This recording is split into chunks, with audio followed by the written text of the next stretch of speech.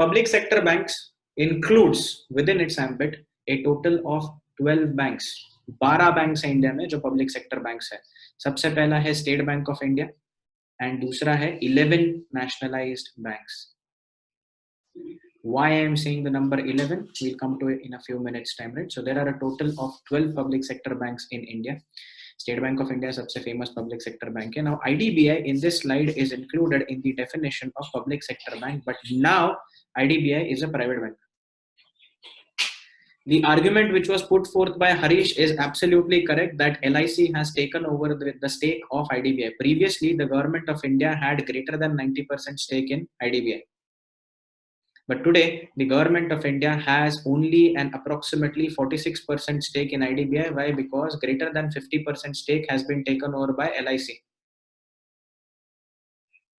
LIC, although it is a public sector entity, but it is not the government, right? So LIC, for all practical purposes, is a business organization. It does not represent the government. It is a public sector undertaking. It is not the government in itself.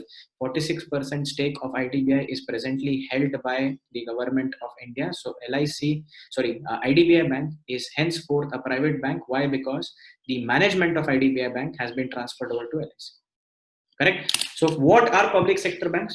Public sector banks are those banks in which majority ownership is of the government. By majority, I mean management decisions can be taken by the government. And when can management decisions be taken by the government? When the government's shareholding is 51% or more. Majority uske paas honi chahiye. So in all of these 12 public sector banks, the majority shareholding rests with the government of India. Because the majority shareholding rests with the government of India, the government is in the position of taking management decisions.